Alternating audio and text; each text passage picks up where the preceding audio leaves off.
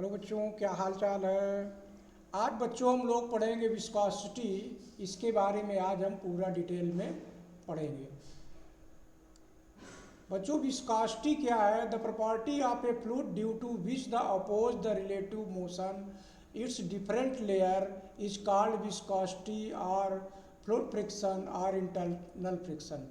जैसे हम ये समझे बच्चों कि ये टू लेयर अगर यहाँ पर इस तरह बना है तो इस टू लेयर का जो अपोज करेगा, अपोजिंग हमारा इधर करेगा और मान लीजिए फ्लो हमारा इधर हो रहा है, तो इस अपोजिंग को जो हमारा आएगा फ्रिक्शन, उसी फ्रिक्शन को हम लोग क्या कहेंगे? इंटरनल फ्रिक्शन या कहेंगे फ्लोट फ्रिक्शन या कहेंगे विस्कोसिटी। तो ये हम तीन नाम से इस विस्कोसिटी को समझते हैं। अकॉर्डिंग टू न्यूटन्स लॉ की हम बात करेंगे। फ्रिक्शन फोर्स और viscous force between two layer depends upon the following factor. कौन कौन से फैक्टर पर निर्भर करता है बच्चों? Viscous force is directly proportional force और viscous force between the two layer contact, यानी दोनों लेयर के कांटेक्ट में जो फ्रिक्शन करेगा, तो फ्रिक्शन को हम लिख सकते हैं फ्रिक्शन प्रोपोर्शनल रहेगा एरिया के। इस तरह लिखा जा सकता है। अब दूसरा नंबर जो कहता है कि विस्कस फोर्स जो डायरेक्टली प्रोपोर्शनल रहेगा टू द वेलोसिटी ग्रेडियंट जो हमारा आएगा, ग्रेडियंट का बिटवीन लेयर, उसका भी डायरेक्टली प्रोपोर्शनल रहेगा। तो हम फ्रिक्शन फोर्स को क्या लिख सकते हैं बच्चों? फ्रिक्शन फोर्स प्रोपोर्शनल हो जाएगा एरिया इनटू ये जो ग्रेडियंट वेलोसिटी का है, तो लिखा जाएगा dv अपान dy लिखा जा सकता है। यानी अब इन दोनों को अगर हम पूरा लिख लें और हम इसको क्या लिख सकते हैं? फ्रिक्शन फोर्स जो हमारा आएगा, अब हम अगर बराबर का चिन्ह लगाएंगे तो एक कांस्टेंट जोड़ना पड़ेगा। इसी कांस्टेंट को हम लोग क्या बोलते हैं? Coefficient of viscosity. क्या बोलते हैं बच्चों? Coefficient of viscosity. तब इसी को हम लोग ईटा बोलेंगे इंटू एरिया इंटू dv अपान dy। ये हमारा फ्रिक्शन फोर्स का जो है फार्मूला प्राप्त हो जाएगा, यानी विस्कोसिटी का फार्मूला प्राप्त हो जाएगा। यहाँ से अगर कोएफिशिएंट हम निकालना चाहें बच्चों, तो इस तरह हम लिख सकते हैं ईटा इक्वल टू लिखा जा सकता है एफ इंटू एल। एल का मतलब ये dy एक लंबाई प्रदर्शित करता है और ये v नीचे चला जाएगा और एरिया भी नीचे चला जाएगा। एरिया इंटू v, ये कोएफिशिएंट का हमारा फार्मूला प्राप्त हो जाएगा। तो हम इसमें दो बातें सीखे, एक फोर्स का और एक कोएफिशिएंट का। दो हमने यहाँ पर बातें को सीखा। यहाँ तक बच्चों समझ में आ रहा है? कोई दिक्कत नहीं, सिंपल है। आगे बढ़ते हैं।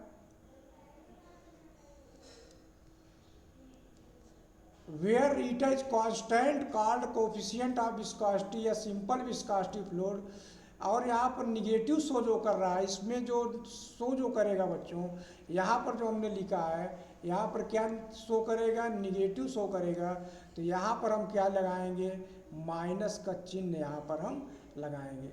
इस माइनस चिन्ह से क्या प्रदर्शित करेगा उसको हम आगे देखते हैं। माइनस क्या प्रदर्शित करता है? यहाँ बराबर का चिन्ह इधर लगा देते हैं, माइनस इस तरह होगा।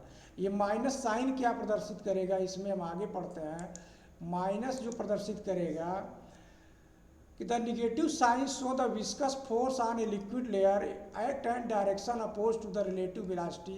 कहने का मतलब फ्लो, अगर पानी का फ्लो इधर हो रहा है, वेलोसिटी इधर है, तो विस्कस फोर्स जो रहेगा अपोज रहेगा, यानी अपोजिट रहेगा, रिलेटिव वेलोसिटी के एकदम अपोजिट रहेगा। इस तरह हम इस बात को समझ सकते हैं। इसीलिए वहाँ पर चिन्ह जो लगा है, निगेटिव साइन का चिन्ह लगाया गया है। इतनी बात समझ में आ गई बच्चों? It is the poise in serious system में देखेंगे इसकी यूनिट क्या होती है। पॉइज होती है, एंड पॉइजली जो लिखा है SI यूनिट में होती है। वन पॉइजली में होता है 1 डे का पॉइज, यानी 1 pH बराबर 10 पॉइज होता है। डायमेंशन की बात करें बच्चों, तो ML-1 T-1 ये हमारा इसका जो है डायमेंशन प्राप्त हो जाएगा। इतनी बात समझ में आ रही बच्चों? अब इस फार्मूले की हम बात करते हैं। पॉइजलीज फार्मूला जो यहाँ पर है, इन दिस केस स्टडी, इसमें हम क्या अध्ययन करेंगे कि फ्लो ऑफ लिक्विड विस्कस, अगर विस्कोसिटी दिया है इन ए कैपिलरी ऑफ लेंथ एल दिया है, रेडियस आर दिया है, under pressure different cross section में प्रेशर जो पी है across it, the volume of liquid flow per second is given by dq upon dt में हम इस इक्वेशन से लगा सकते हैं, उसी को बोला जाएगा dv अपॉन dt, यानी वॉल्यूम पर लिखा जाएगा वॉल्यूम लिक्विड फ्लोइंग पर सेकेंड, तो ये हमारा dv अपॉन dt निकल आएगा। दिस इज कॉल्ड द कोजलिस फार्मूला, इसी को क्या बोला जाता है, कोजलिस फार्मूला बोला जाता है। यहाँ तक बात बच्चों समझ में आ गई, सिंपल है, अब याद भी हो जाएगा आप लोगों को। ये फार्मूला हमको याद करना है, सब फार्मूले को हम याद करेंगे जो एग्जाम में बहुत काम आता है। अब हम फैक्टर इफेक्टिंग की हम बात करेंगे, क्या किस किस फैक्टर में इसका इफेक्ट पड़ता है। तो नंबर 1 फैक्टर में देखेंगे इफेक्टेड ऑफ टेम्परेचर का जो प्रभाव पड़ता है on increasing temperature viscosity of liquid decreases मतलब अगर हम टेम्परेचर को बढ़ाएंगे तो विस्कोसिटी लिक्विड की क्या होगी, घट जाएगी। यानी हम टेम्परेचर अगर हम बढ़ाते हैं तो जो है विस्कोसिटी क्या होगी, विस्कोसिटी लिक्विड की घट जाएगी। इस तरह हम इसको समझ सकते हैं। इतनी बात समझ में आ रही है। While increasing the case of gas, अगर हम गैस की बात करें तो गैसेस में क्या हो जाएगा, टेम्परेचर अगर हम बढ़ाएंगे तो गैसेस में विस्कोसिटी भी क्या होगी, बढ़ जाएगी। तो ये हमारा लिक्विड का हो जाएगा, लिक्विड का, और ये हमारा क्या हो जाएगा, गैसेस का। तो ये दोनों बातों को हम रखेंगे, जिससे हमारे एक्सेलरेशन में अगर सवाल आता बच्चों तो एक्सेलरेशन में सवाल हमारा गलत ना होने पाए, बहुत ध्यान से पढ़ेंगे और सारे कॉन्सेप्ट को यहाँ पर क्लियर करते चले चलेंगे। और नंबर 2 क्या कहता है, effects of pressure. Effects of pressure में क्या होगा, on increasing pressure viscosity of a liquid increase but viscosity of water decrease. यानी अगर वाटर की हम बात करेंगे बच्चों घटेगा, बाकी प्रेशर बढ़ाने पर क्या होगा, प्रेशर अगर हम इंक्रीज करेंगे तो विस्कोसिटी हमारी क्या होगी, इंक्रीज करेगी। मतलब यहाँ पर तो हो रहा, लेकिन इसमें बट शब्द लगा के हम लिखते हैं, बट वाटर की कंडीशन में क्या हो जाएगा बच्चों, इसकी वाटर की जो है विस्कोसिटी क्या होगी, घट जाएगी। अगर हम प्रेशर बढ़ाएंगे तो वाटर की विस्कोसिटी क्या होगी, घट जाएगी। Viscosity of gases is independent of pressure, तो यहाँ पर भी हम इसको भी ध्यान रखेंगे, ये बहुत इम्पॉर्टेंट है, तो इसको हम यहाँ पर ध्यान रखेंगे। स्टार मार्क लगाते हैं बच्चों इसलिए क्योंकि viscosity of gases independent of pressure, pressure का इंडिपेंडेंट है, इसको यहाँ पर ध्यान से समझना बच्चों। इतनी बात समझ में आ गई बच्चों। स्टोक्स लॉ की हम बात करते हैं। According to the Stokes law, the viscous drag the force of the spherical body, कोई स्फेरिकल बॉडी है, रेडियस आर है, moving through a fluid viscous में, यानी इस विस्कस में उसमें मूव कर रही है with a velocity called terminal velocity v. उस टर्मिनल वेलोसिटी को वी से अगर वो मूव कर रही है, जो फोर्स लिखा जाएगा एफ वी, हम इसको लिख सकते हैं एफ वी इक्वल टू होगा 6 पाई ईटा रो आर इंटू वी। इसको हम समझेंगे कि रेडियस आर है और ये वी वेलोसिटी है। एफ वी फोर्स हमारा कहाँ लगेगा, वेलोसिटी के जस्ट अपोजिट लगेगा, इस बात को हम ध्यान रखेंगे। फोर्स हमारा कहाँ लगेगा बच्चों, जस्ट वेलोसिटी के अपोजिट लगेगा, इस बात को एकदम ध्यान से हम समझेंगे। इतनी बात क्लियर हुई बच्चों। स्टोक्स लॉ की बात हो गई। अब इम्पॉर्टेंस ऑफ स्टोक्स लॉ, ये एग्जाम में बहुत बार पूछा गया है, इसीलिए हम इसको सावधानी से देखेंगे। This law is used that determine of electronics charge, जो इलेक्ट्रॉनिक्स चार्ज रहेगा with the help of Millikan's experiments है, उसके इसी की मदद से जो है मिल्कन्स का एक्सपेरिमेंट जो है डिटरमाइन किया गया। This law accounts of the formation of clouds, बादलों का जो बनना है इसी जो है नियम से बना या इसी सिद्धांत से पालन किया गया। The law account of why the speed of, यहाँ पर क्या है बच्चों, of rain drop is less than that body falling freely with constant velocity from the height of cloud. अगर हम इसको कल्पना करें बच्चों कि कोई बादल से अगर कोई ड्रॉपलेट गिरती है और इतनी ऊंचाई से जब गिरेगी, तब अगर किसी मनुष्य के बॉडी में पड़ेगा तो इतनी वेलोसिटी से गिरेगी कि तो मनुष्य घायल हो सकते हैं। तो जबकि ऐसा नहीं होता है, वो एक टर्मिनल वेलोसिटी जब प्राप्त कर लेता है तब उस हाइट से यहाँ पर फ्री फॉलिंग में जब होता है तो एक कांस्टेंट वेलोसिटी उसकी हो जाती है, वेलोसिटी जो है नहीं बढ़ती है। इस बात को हम यहाँ पर समझेंगे। This law helps the man coming down with the help of parachute. यह जो हेल्प करता है पैरासूट से, जब कोई मैन जब नीचे आता है तब यही नियम उस पर पालन करता है।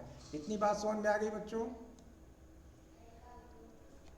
अब इसमें हम देखते हैं टर्मिनल वेलोसिटी में क्या क्या है, उसको हम पूरा मैथमेटिकली समझते हैं। टर्मिनल वेलोसिटी में it is the maximum constant velocity acquired by the body while the falling freely in viscous माध्यम। एक विस्कस माध्यम हम यहाँ पर मान लेते हैं, जिसको जो है यहाँ पर कुछ अलग इसका माध्यम हम लिख लेते हैं और इसको रो मान लेते हैं, इसको मान लेते हैं ईटा है। तो इस तरह अलग अलग मान लें यहाँ पर, या तो दोनों को नाम हम अलग दे देते हैं। तो इसको सिग्मा ही रहने दीजिए और इसको जो है रो लिख देते हैं, इसी तरह रहने दीजिए। अब ये जो मोशन हो रहा है, मोशन कहाँ पे हो रहा है बच्चों? नीचे की ओर ये मोशन हो रहा है। मोशन कहाँ हो रहा है? ये नीचे की ओर मोशन हो रहा है। तो यहाँ पर हम देखेंगे कि 3 फोर्स कार्य कर रहा है। Ft कार्य कर रहा है, Fv कार्य कर रहा है और नीचे की ओर W कार्य कर रहा है। तो अगर तीनों फोर्सों को हम देखेंगे तो जो ऊपर का फोर्स है Ft प्लस लिखा जाएगा Fv इक्वल टू W हम लिख सकते हैं। Ft क्या है हमारा बच्चों? Ft को हम लिख सकते हैं अपवर्ड बायंड फोर्स। क्या लिखेंगे बच्चों? अपवर्ड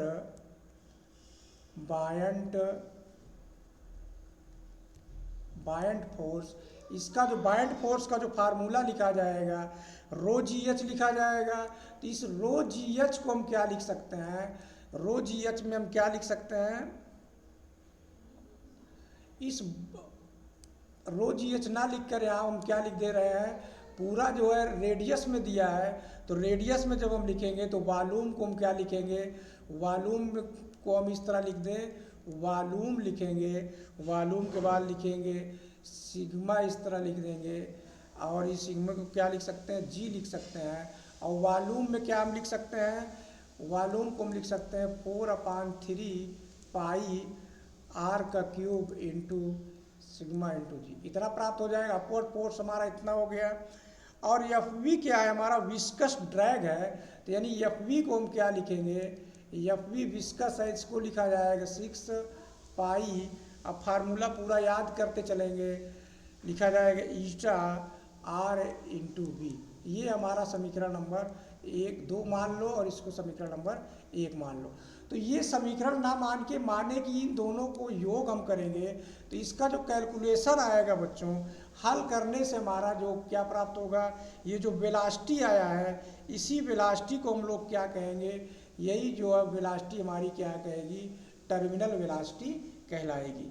तो Vt का जब दोनों कैलकुलेशन को हल करेंगे तो Vt इक्वल टू जो प्राप्त हो जाएगा 2r² और लिखा जाएगा रो माइनस जिस माध्यम में हम जा रहे हैं उस माध्यम का, और फिर लिखा जाएगा g अपान लिखा जाएगा पूरे का, लिखा जाएगा कितना? लिखा जाएगा 9 ईटा लिखा जाएगा। इतना क्लियर हो गया। अब इस फार्मूले को हम सदैव याद रखेंगे, जिससे टर्मिनल वेलोसिटी को अगर किसी स्फेरिकल है तो इस फार्मूले का उपयोग करके, किसी माध्यम में हम गिर रहे हैं तो इस फार्मूले का उपयोग करके हम लगा सकते हैं। इतनी बात समझ में आ गई बच्चों?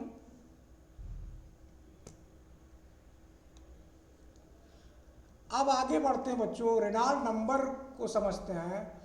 आज हम बच्चों केवल विस्कस के ही बारे में पूरा डिटेल पढ़ेंगे, इसीलिए ध्यान से पढ़ रहे हैं। रेनॉल्ड्स नंबर जो उसको एनआर कहा जाता है, it's pure number which determine the nature of flow liquid through a pipe. ये पाइप में जो पानी का फ्लो हो रहा है उसके नेचर को डिटरमाइन करेगा। यानी डिटरमाइन करने के लिए नेचर का जो फार्मूला है लिखा जाता है एन आर इक्वल टू लिखा जाएगा रो लिखा जाएगा, और लिखा जाएगा डी, कैपिटल डी लिखा जाएगा, और वी सी लिखा जाएगा अपान क्या लिखा जाएगा, ईटा लिखा जाएगा। इतनी बात क्लियर हो गई बच्चों। अब एन आर का मान जो लिखते हैं हम लोग, एन आर की वैल्यू अगर लेस देन रहेगा 1000 से, तब कहेंगे द फ्लो ऑफ, क्या लिखेंगे, the flow of, flow is कर लीजिए यहाँ पे, क्या लिख दें बच्चों, फ्लो इज, फ्लो कैसा होगा, फ्लो इज स्ट्रीम लाइन, क्या हो जाएगा, फ्लो स्ट्रीम लाइन, और हम क्या लिख देंगे, लेमिनार, लेमिनार। ये एन आर जो है प्रदर्शित करेगा।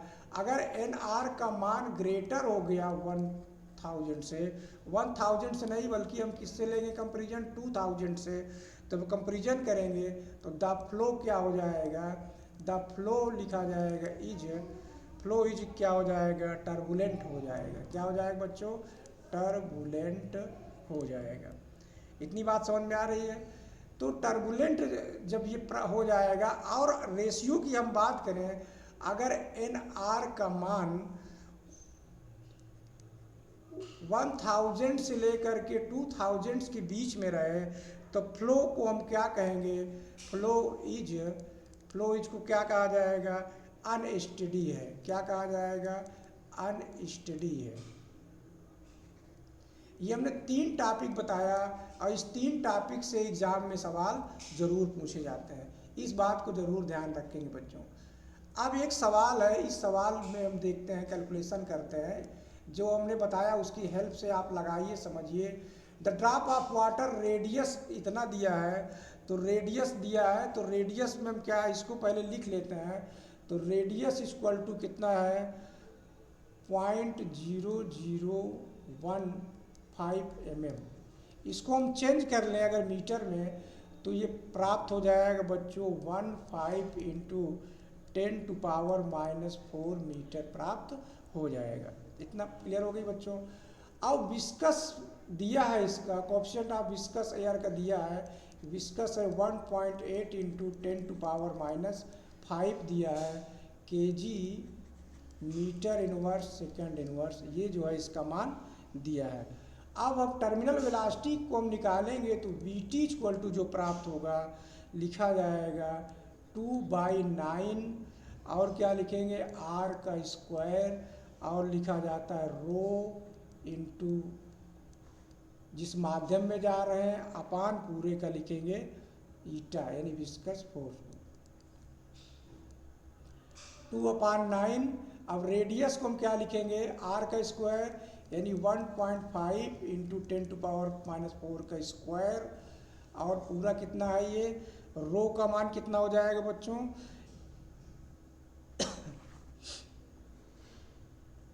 इसका पूरे का जो दिया है यहाँ पर 1.8 कितना कितना दिया है, ये यहाँ पर कह रहा है कि density of the current neglect करना है, यानी इसमें डेंसिटी को निगलेक्ट करना है, तो इसको हम क्या कर दे रहे हैं, निगलेक्ट कर दे रहे हैं। इसके बाहर जी है, तो यहाँ पर हम इस पूरे डेंसिटी को क्या करते हैं बच्चों, निगलेक्ट कर दे रहे हैं, केवल जी के मान को हम क्या करते हैं, बैठा दे रहे हैं।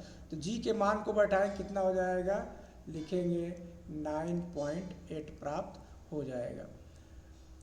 अब किसकी डेंसिटी की बात कहा, एयर की डेंसिटी की बात किया है, तो यानी हम जो है इसको, इस डेंसिटी को जो है हम हटा देंगे। किस डेंसिटी को, इस डेंसिटी माध्यम वाली डेंसिटी को हम हटा देंगे, तो केवल रो हमारा बचेगा।